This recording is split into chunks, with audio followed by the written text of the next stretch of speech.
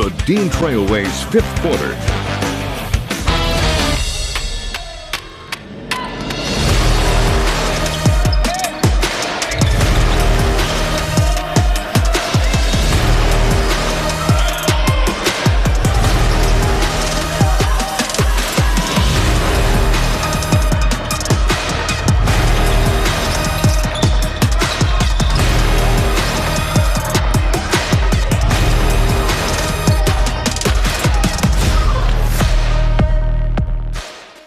Well, we are less than a month into the high school basketball season, and it has been made clear the boys in the CAAC Blue is going to be a very entertaining conference all season long. Thanks as always for tuning in to the Dean Trailways fifth quarter. I'm Ian Kress. And I'm Tyler Driesinga. Haley has the night off, and she missed quite the matchup between CAAC Blue rivals as undefeated DeWitt took its show on the road to 4-1 Grand Ledge. It was a 2-point game at the half, and the fun was just getting started early in the third quarter.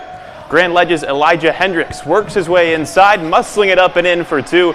And Ian, check this out. This kid's even got his own fan club. No! Lights and everything on the sign. That's sweet. Moments later, Carson Daly pulls up from the parking lot and drills it to give the Comets the lead 30-29. But DeWitt had an answer, hitting a number of timely threes down the stretch. They throw a skip pass to the corner.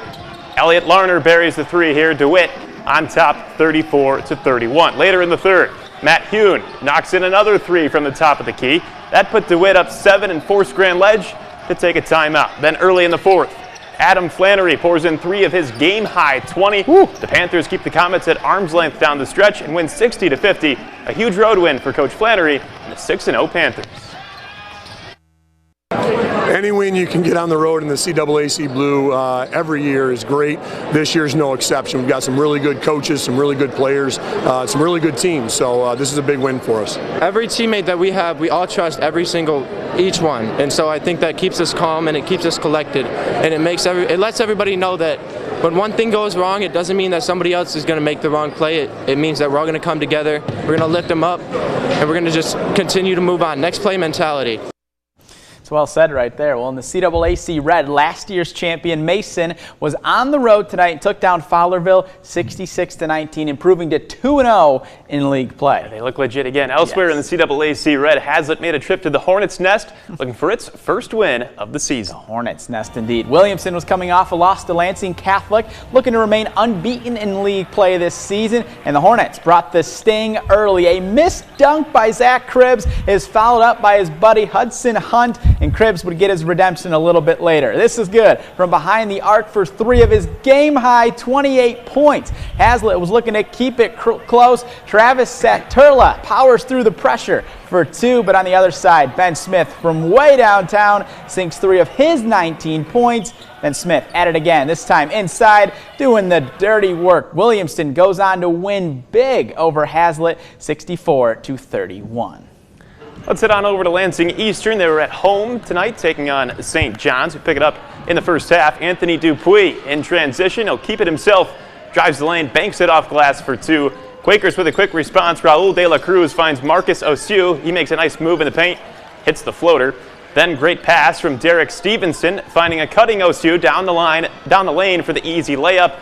Red Wings continue to battle. Dupuis kicks it out to Connor Kearns in the corner. Nylon from the freshman. And more great passing from De La Cruz and the Quakers. He hits Dontrell Crusoe, who lays it in over the defender. Ian, we've looked high and low. We still have not found a final score from St. John's Lansing Eastern tonight. So if you're out there, give us a call if you know the score. Let's head down the road to Lansing Sexton. The J-Dubs doing battle with Olivet tonight.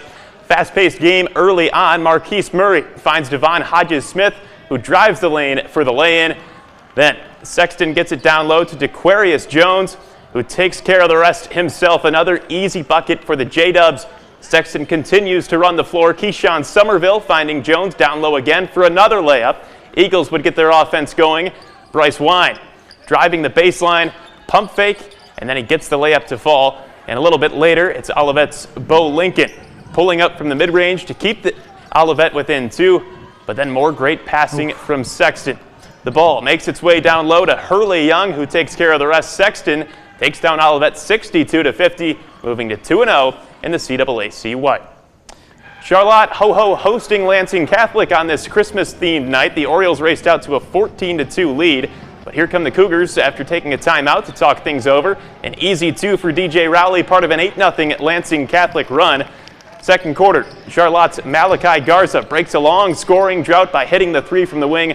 Orioles up 17-10. Moments later, Cutler Brandt comes off a screen, rises and buries 3 more. Orioles back up by 10. Once again, Lansing Catholic fights its way back in it. Drew Tolfree races up the court, gets a tough finish to go, coming across the lane. But the Orioles' 3-point barrage continues. It's A.J. Spencer Stratland this time. Charlotte improves to 4-1 with a 60-49 victory. So it's unfortunate about that St. John's Eastern game, but one score we did get tonight, Portland was able to take down Ionia 41-39. It was a thriller down the stretch. Well, it is time for us to take our first time out of the night, but when we come back, we're going to check in on the CMAC and unbeaten Langsburg. That's right. Senior Xander Woodruff has been on some kind of tear to start the season. What would he and the Wolfpack have in store tonight against Potterville? Plus, it was just 2 weeks into the season, and Hazlitt and Williamston were the only girls teams in the CAAC Red without a loss in conference play. Only one conference unbeaten would remain after tonight's clash. Those highlights and so much more coming up next when the Dean Trailways fifth quarter returns.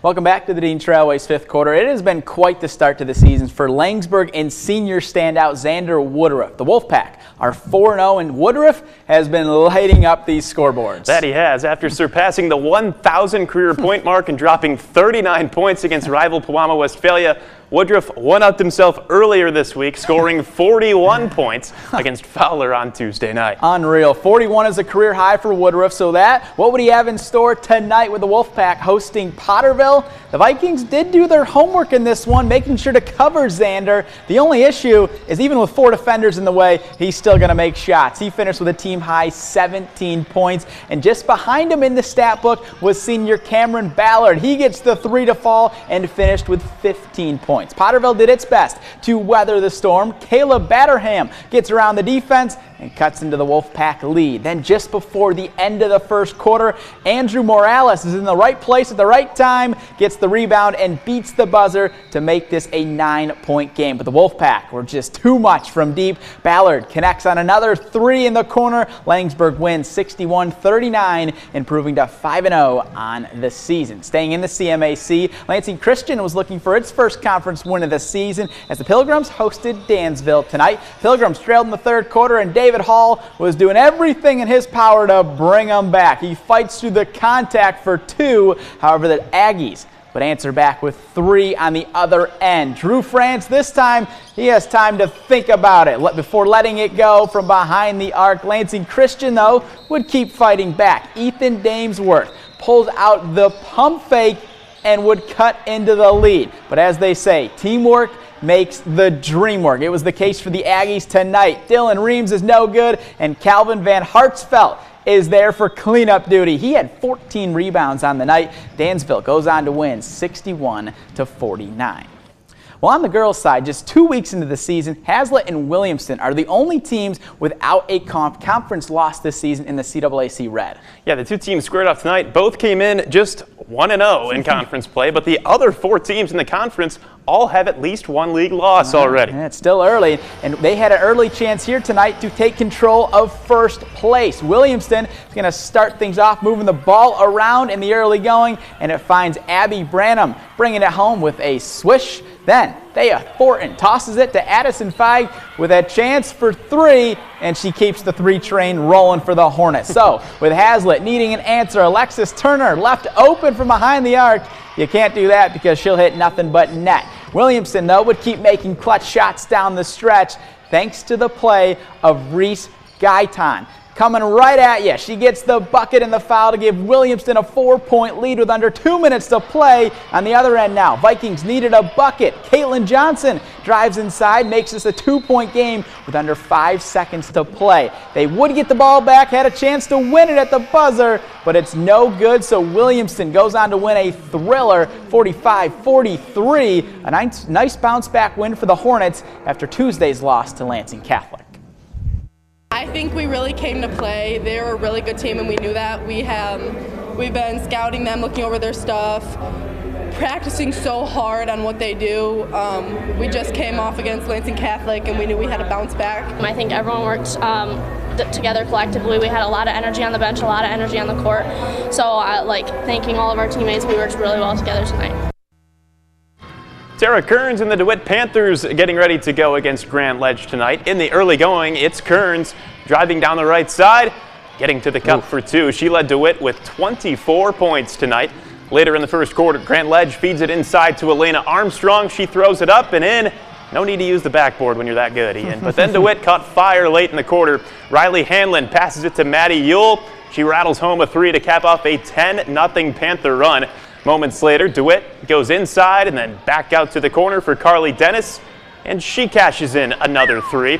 And let's not take the defense for granted either. Hanlon forces the turnover, and then in transition, Dennis will finish at the cup. DeWitt stays unbeaten with a 54-32 win over Grand Ledge.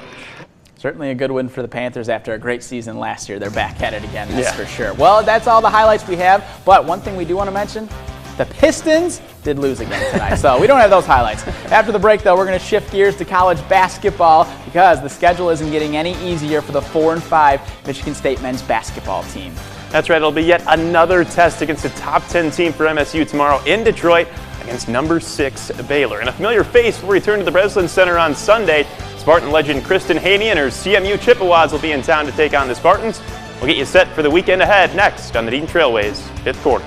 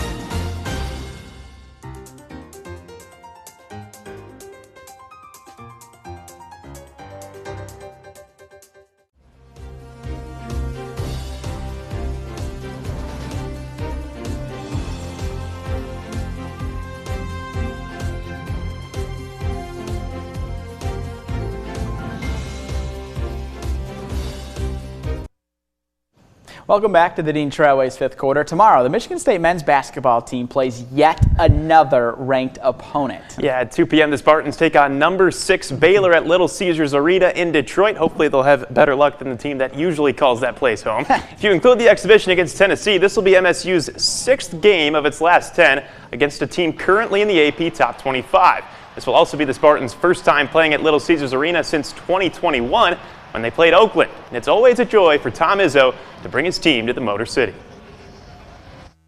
It's fun to get somewhere where they don't get to see you as much, and yet you have a strong following, and that's the way it's been most of the time there. But, you know, I'm just looking forward to us getting on the floor and getting caught up in the crowd. But you got to do something to get the crowd going.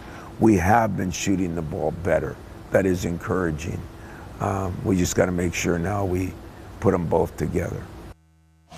As for the MSU women's basketball team, coming off the loss to Nebraska on Saturday, the Spartans play at home this Sunday against Central Michigan, who is led by first-year coach Mason grad and former Spartan Kristen Haney. As for the Spartans' first-year coach, Robin Freilich, she's learned patience is key in year one.